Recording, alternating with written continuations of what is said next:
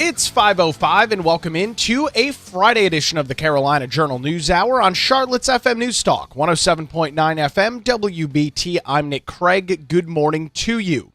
Crime in North Carolina public schools is down for a third consecutive year, starting off some very good news this morning, dipping 6.6% during the 24-25 academic school year. This is all according to new data from the North Carolina Department of Public Instruction, that is NCDPI. The report presented to the North Carolina State Board of Education on February the 4th showed that fewer than 1% of the state's 1.5 million public school students committed a reportable offense. 78% of public schools had between 0 to 5 reportable offenses, which was a 1% improvement from the academic year 23-24. Around 67% of all reportable offenses were for possession of a controlled substance or possession of alcohol. Possession of a controlled substance actually increased from the last academic year by 1.5%. A small percentage of overall incidents were violent crime, but assaults on school personnel did remain a significant concern. Mo Green, who is the state's superintendent of DPI of public instruction, which is an elected official, or an elected position, I should say, he said in a statement, "Students and educators deserve a safe place to teach, learn, and grow. While there is still work to be done to address the instances of reportable criminal offenses, it is good to know that the vast majority of our schools experience a minimal amount of such acts, and that more than 99% of our public school students are not committing these acts. It is also encouraging to see the downward trend of not only in those offenses, but also declines in suspensions and dropouts, as we know how critical being in school is to a student's success." The report builds on previous positive data from the 23-24 school year that showed a 7.5% drop in crime compared to the previous school year. There was a COVID-19 era spike in crime, violence, suspension, and possession of controlled substances in state public school classrooms, as many other statistics saw that similar COVID-19 bump. While there has been improvement, the trend lines are still concerning when viewed through a pre-pandemic lens. The reported acts of crime and violence for the 23-24 school year were 9.3% higher than they were in 21-22. Moreover, incidents involving assault on school personnel and bomb threats also increased, even as other major categories such as possession of weapons declined. According to Bryce Fielder, who is the director of the Carolinas Academic Leadership Network, or CALN, said the rise in assaults on school staff is troubling even as other offenses have decreased. Any teacher will tell you that student discipline policies by themselves aren't enough. They must be enforced and must be taken seriously to keep our schools a safe place for everyone involved. For the newest batch of data, the most likely offenders were students with disabilities, economically disadvantaged students, as well as male students. A much higher proportion of male than female students committing some of those acts of violence. But across those same subgroups, instances of violence have decreased in the past 2 years, in many cases by double digits. Dr. Michael Marr, who is DPI's Chief Accountability Officer, said this is a picture of persistent disparity, but is also meaningful progress. If we focus on only the levels, then we miss the trend. The report also gauged the rate of suspensions and other disciplinary actions in public schools across North Carolina, while expulsions did increase from 30 in the 23-24 school year to 34 in the 24-25 school year. Fewer than 13% of all students received any type of disciplinary action, such as suspension, alternative placement for disciplinary reasons, or the most severe and extreme, expulsion for inappropriate behavior. Middle school has the highest rate of suspensions, while ninth grade remains the primary risk point, according to data published by DPS. Dropouts increased at elementary and middle school levels. They have decreased for high school students, so some encouraging data there. Moreover, for the 7th consecutive year, there were 0 reports of corporal punishment across all public school districts. In response to the trend, DPI officials say that they plan to work towards several goals, including a targeted middle to high school transition initiative, a move designated to address data identifying ninth grade as that primary risk point for students and acting out. The department also plans to expand annual reporting to include more advanced analysis and will continue providing training to public school units on handling discipline, alternative learning, and dropout data. You can read some additional coverage of this report from the North Carolina Department of Public Instruction. We've got the details, the entire report, and some additional coverage this morning over on our website, carolinajournal.com. Just look for the story's headline, New Crime Data for NC Public Schools Continues a Positive Trend. Well, coming up this weekend, February the 8th, the big game taking place across the United States. Seattle Seahawks and New England Patriots will battle off Sunday evening. We've got a very cool story over at carolinajournal.com, as at least 16 players on both teams have some ties to North Carolina. According to the sports website RotoWire, it ranked North Carolina number 4 overall top states for producing 2026 Super Bowl players, as after California, Texas, and Florida. After a victory last Sunday night against the Denver Broncos, Patriots quarterback and UNC Chapel Hill alumni Drake May will make his debut on the field. A graduate of Myers Park High School in Charlotte, May married his childhood sweetheart in June of 2025, shortly after their respective graduations from Chapel Hill. May played 3 seasons as the quarterback for UNC in the 21, 22, and 23 college football seasons. Students at UNC are celebrating May's descent to Santa Ana, California on Sunday. One senior telling CarolinaJournal.com, "It's so cool to see Drake May going to the Super Bowl. I am also from Charlotte and remember hearing so much about him and his family growing up. Watching him play as a student at UNC was a highlight of my time at Carolina, and so it's full circle to see him now playing in the NFL." Another UNC senior by the name of Ashley Willems said her favorite memories at Carolina were football games, saying game day at Carolina is incredible, and May as the quarterback made it even better. It is so crazy to see him going to the Super Bowl when he was just at UNC a few years ago. I am cheering extra loud for the Patriots this year. May's last game at Chapel Hill was November the 11th, 2023, with a victory against Duke shortly after he declared for the 2024 NFL Draft. This is only his second season as a starting quarterback for the Pats, and with that, he is going to be battling off in the biggest game of the season. Coming up Sunday evening, there are also plenty of other players from North Carolina. We've got a full list of those this morning over on our website, carolinajournal.com. Look for the story with the headline, Super Bowl will see at least 16 players with North Carolina ties on the roster. It's now 5:14 on the Carolina Journal News Hour, Charlotte's FM News Talk, 107.9 FM, WBT. We will head on over to the traffic center, get a look at your Friday morning commute with Boomer Von Cannon. Thank you, Nick. And up at that.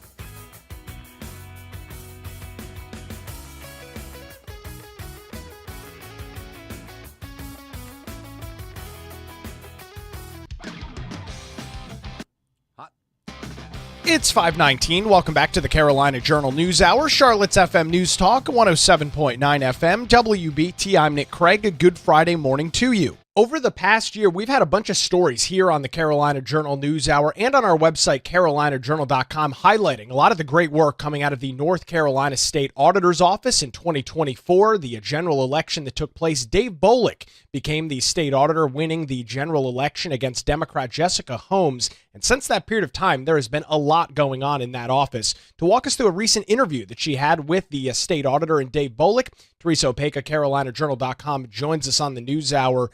Teresa, you and I have talked on probably a dozen or so more reports from the auditor's office looking at different state agencies and entities, spending money, lapsed salaries, lots of different things here. You had the opportunity to sit down with Dave Boliek last week, and he's even looking at internally some of the ongoings within the auditor's office. Tell us a little bit about your conversation with him. Sure. Thanks, Nick, for having me this morning. So we've done so many audits in the past year, and Dave Boliek said, you know what, maybe it's time we did an audit on ourselves, right? And take a look at their own office internally. What prompted him to actually, go back now that he's been in office for a little over a year was the Dave Act, that report that was put out where the other offices and agencies across the state had a report to him. This was something that the General Assembly approved. Where they had any vacancies, all being transparent about spending.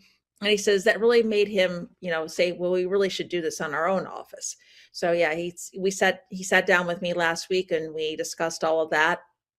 And a little bit also about the Dave Act, the audit that he came out with as well. But he, said he wanted to be transparent and open with the public because the public deserves that from every agency, including the state auditor as well. Yeah, and obviously a little bit of a practicing what you preach there from the state auditor's office. Speaking of that, as you would imagine, with a major leadership change in the office, switching political parties, obviously you would want to surround yourself with individuals that you want to work with. And the auditor's office has hired a lot of new people, a lot of new faces in the office there doing the work of the auditor's office. Yeah, so he told me when he took office, there were about 30 vacant positions when he was sworn in January 2025.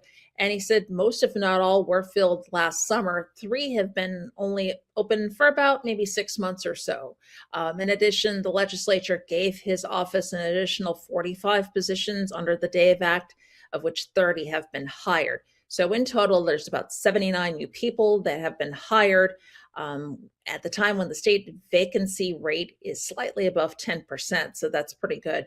Also, 40 people have been promoted as well. And as you just mentioned, you want to have your own people, surround yourself with who you have that trust and, and capability of working with you. So he said, he was taking a look at maybe the State Human Resources Act should be examined after doing all of this. He said in restructuring his office, that maybe the change in leadership and allowing the leadership flexibility in the management of that office or agency should take precedence. Because he said, there's people, maybe attorneys you want to hire, different people, different office holders and stuff like that, that you trust, you want to fill in your own executive team, and that the Human Resources Act makes it harder. So that was one thing that came up while he was taking a look at all this. And, Teresa, it's an interesting point. Obviously, yes, the state auditor position is elected. You see that on the ballot every 4 years, but everybody under the auditor, they are employees of the state. They are governmental employees here in North Carolina, and there's a lot of protection for those employees. And I would imagine not just in the auditor's office, but within any office throughout the state of North Carolina, that is probably a challenge when new leadership comes in, which, as I mentioned, can happen every 4 years. Correct. And that, like you said, you wanted to take a look at that. And speaking of maybe changes when people come and go, there were about 22 people that did leave his office. He did mention that. There were some that fell under retirement. And of course, he said that number was less than he expected as a change in administration as well. But when they, some people didn't retire, and he called it staff shifting, basically. They had to pay out, this is a big number, $747,000 in claims, attorney's fees, and also other fees and costs, maybe changing positions that were non-exempt to exempt.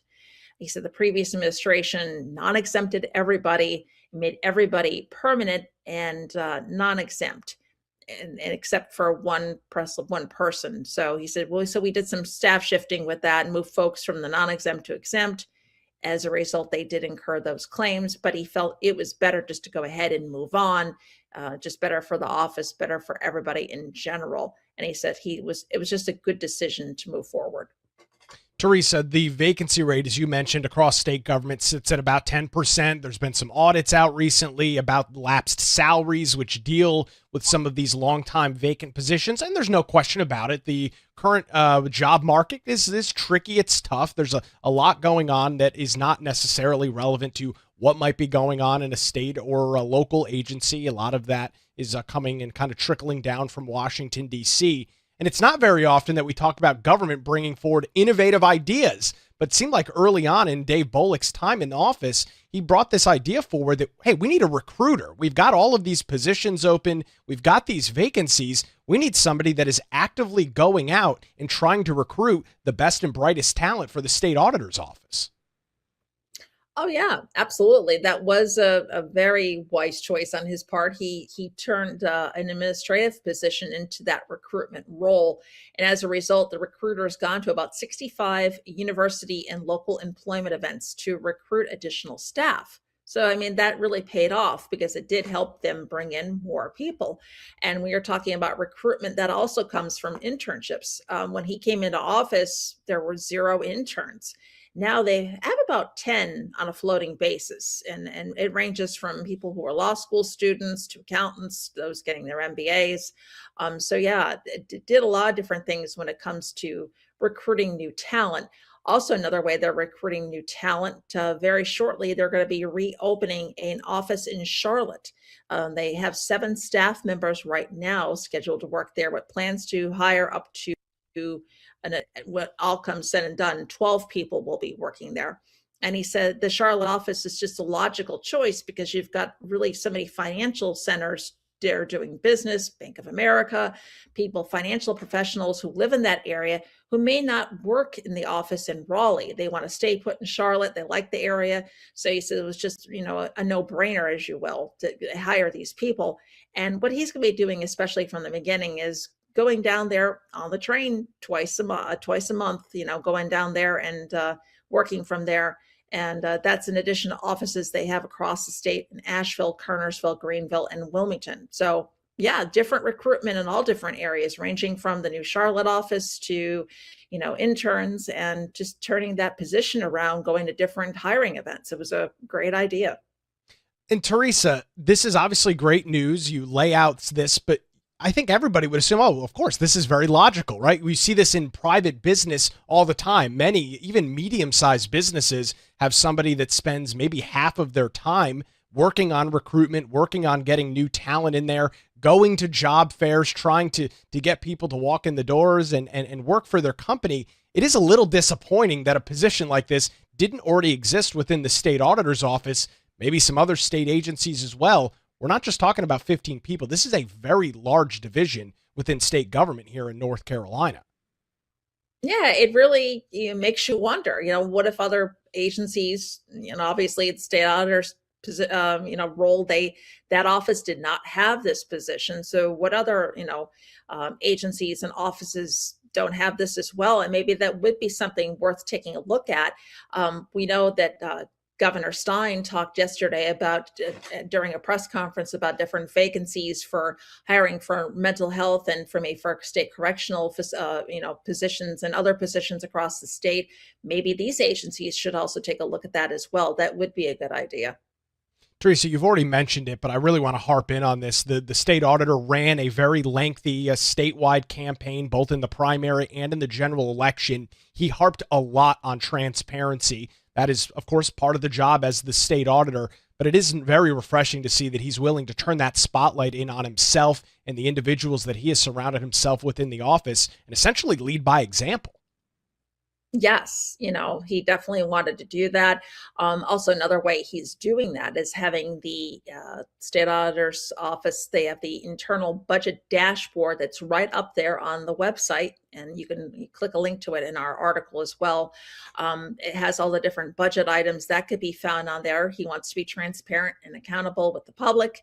He said, it's a different day in the auditor's office, and I think we've proven that. He also said there's a lot more to do and they're getting better and better. He said a lot more reports are going to be coming out, so stay tuned for that. Some things they've already talked about in the past, different Foresight, Winston-Salem schools is one area. Also, the State Lottery Commission, he did tell me that's another one that to stay tuned for that as well. They're going to expand on that. He says, so I do feel like leadership in the office is all coming together, and all the members of his office are coming together around a purpose, which he says is transparency and accountability of public funds.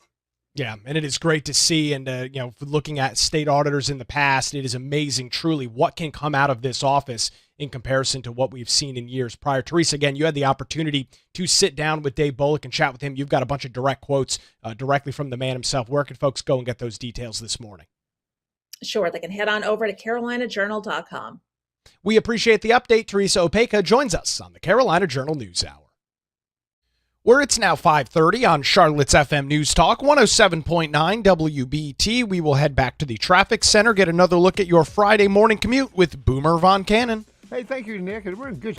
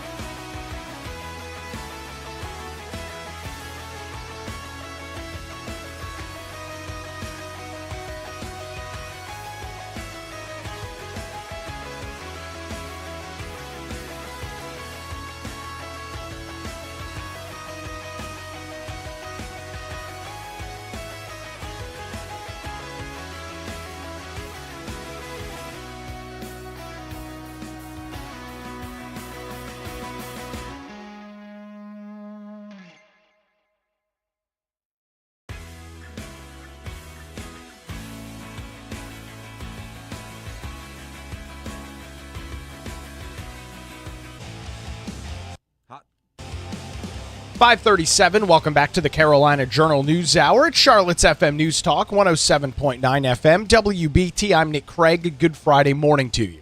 Back in 2024, there were pro-Palestinian protests happening on college campuses all across the United States. Some of those made their way here to North Carolina. Chapel Hill was the epicenter of some of those protests here in North Carolina. Some students were banned from the campus of Chapel Hill for that. There's been legal challenges that have been playing out over the last year or so in the court system. We've got a pretty significant update on that this morning to give us some of the backstory and walk us through the most recent details out of the courts. Mitch Kokai from the John Locke Foundation joins us on the Carolina Journal News Hour. Mitch, hard to believe that this was back in 2024. All these stories, the ones here in North Carolina and around the rest of the nation, they received an incredible amount of news attention. What's the latest that you're following here in North Carolina? Well, some significant developments, Nick, in a lawsuit that was filed after UNC authorities dismantled a tent encampment that was right there in the middle of campus in late April of 2024 as part of protests tied to a group called Students for Justice in Palestine. So the university decided, after giving a fair warning, plenty of warning, that they were going to shut down this tent encampment that was covering up the main quad on campus. And as it happened, some people didn't want to leave. They ended up getting arrested. And after those arrests for trespass, a handful of people, one professor and some students, all got banned from campus. And they ended up filing a lawsuit. And there were a couple of things that the lawsuit focused on. One was the ban and whether that was constitutional, blocking people from being in what is largely a public gathering area and one that's often used for First Amendment protest purposes. That was one piece of it. And the other piece of it was the way in which they were arrested. A couple of the people said that they were mishandled. One person got bruises from the way she was handcuffed. Another said that who had a cane, said her cane was knocked out of her hand and she was knocked to the ground and she suffered some injuries. So basically two pieces of this lawsuit that was filed. That suit was filed about a year after everything had happened in 2024. The university responded by saying the lawsuit should be dismissed. The people who were the plaintiffs also asked for an injunction in 2025 saying that the ban should end because they should be allowed to participate in protests favoring the Palestinians on the UNC Chapel Hill campus. Now, as things move forward, there were originally 5 plaintiffs. One dropped out. Another one is still in the suit, but basically has had all of her issues basically resolved as of January. She had been a student on leave from UNC when she was banned, but is now re-enrolled at UNC. And so the campus police have said, well, you're a student, so we're not going to ban you from campus. So that piece of it is up. The remaining 3 people were not UNC students or staff. You had a Duke professor, a Duke student, and a Meredith College student who all faced these bans. So roughly 9-10 months after there was a request for an injunction, the judge who's overseeing this case decided to come out with a pair of orders, lengthy orders. One was 27 pages, the other about 55, 56 pages. Wow. In the smaller order, he dealt with the injunction and basically said, yes, these 3 plaintiffs who are remaining, who are still banned from campus, there should be an injunction blocking that ban. And basically the argument was that the university didn't really give an adequate description of why these particular people were banned and gave them no opportunity within 2 years to even challenge the ban. And so he basically blocked the ban and said they're able to come back on the UNC campus during the course of the rest of this litigation. That was one piece of it. The other piece was addressing the larger lawsuit and how much of it can move forward. There were a bunch of different claims made, and the judge has decided to go along with the university's request to dismiss various pieces of the suit, but various pieces also can move forward. So there were claims that dealt with First Amendment violations that were thrown out, but there are some things that can move forward in this suit. One of them, that the plaintiffs were victims of First Amendment viewpoint discrimination, because the argument is made that Other protesters have not been treated the same way that they have. So there's that. There's also the idea that in terms of the way they were arrested, a battery and excessive force, those particular claims can go forward against the campus police. So while some pieces of the suit have been thrown out, some remain in effect. And the bottom line for these plaintiffs, if they want to come back to the UNC campuses, they can. They are not banned as of this ruling that's come out of U.S. District Court. Mitch, is this an interesting story? Obviously, there's a bunch of factors that make it interesting. Is this an interesting story because we're talking about a public university? We're talking about an institution that, for all intents and purposes, as you noted, does have a lot of public gathering spaces. You don't have to be a Chapel Hill student to visit Chapel Hill or any other UNC school across the state of North Carolina.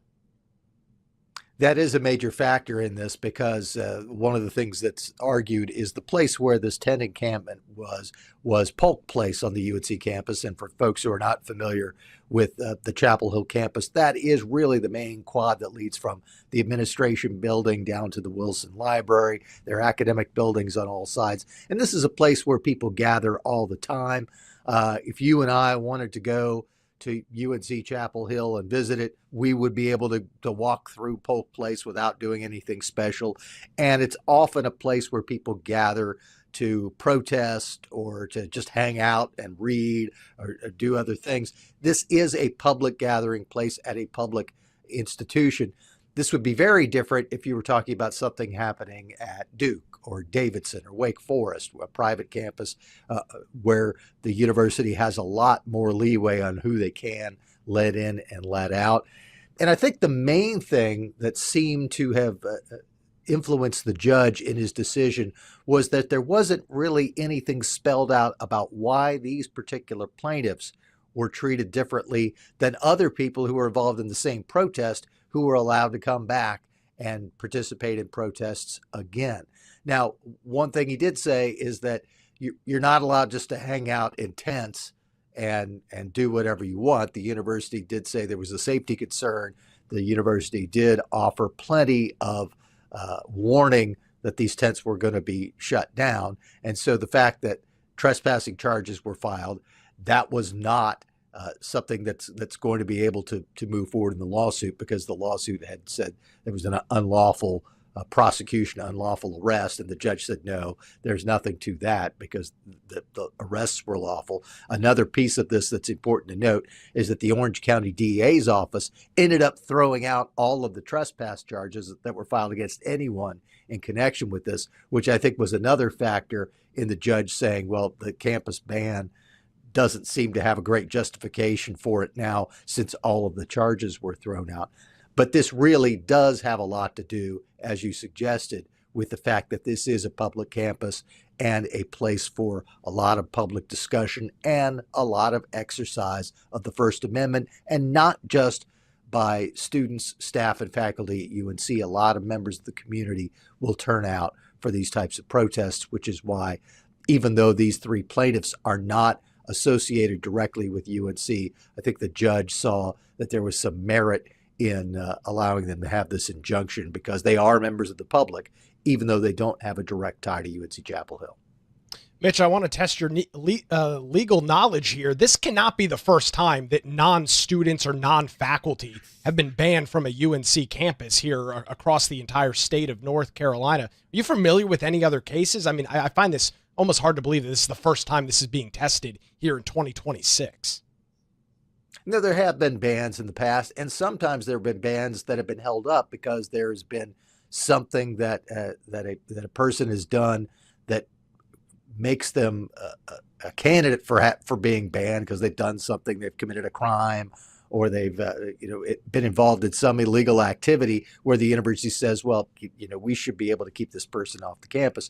Probably the most famous ban in the history of UNC Chapel Hill was the so-called speaker ban during the era when they wanted to keep communists from speaking on campus. And one thing that happened during that era was that a communist speaker ended up coming to Franklin Street, standing on the sidewalk while a bunch of people were sitting on campus listening to him from the sidewalk. And so these types of bans tend to be difficult to enforce because you're talking about a very large open area that people could get to easily. You don't have law enforcement officers at every entry point into the UNC campus.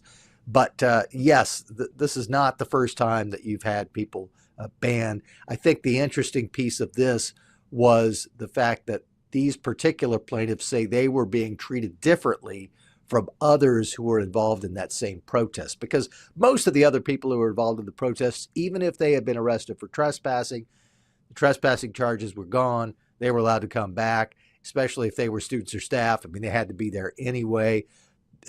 And these plaintiffs said that they were treated differently and thought that was an amendment, a violation of their First Amendment rights. Mitch, do you have any indication this morning that Chapel Hill is going to continue to fight this, maybe appeal some of these decisions from the federal judge on this? Where do you think they kind of shake out in all of this? We've had no indication of what's going to happen next. My guess is they probably are not going to fight the ban because the details of the ban were that you had to wait at least 2 years before you would be able to challenge the ban. And we're almost there. I mean, this incident happened in April of 2024. The ban, I don't think immediately took place, but it certainly took place at some point in the spring of 2024. And we're only a few months away from when the people who had been banned would have been able to go back to campus police and asked to have that ban revoked.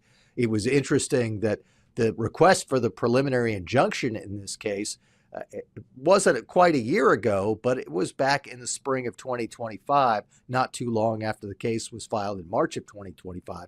And the judge waited not quite a year, but really in the neighborhood of 9-10 months before making a decision.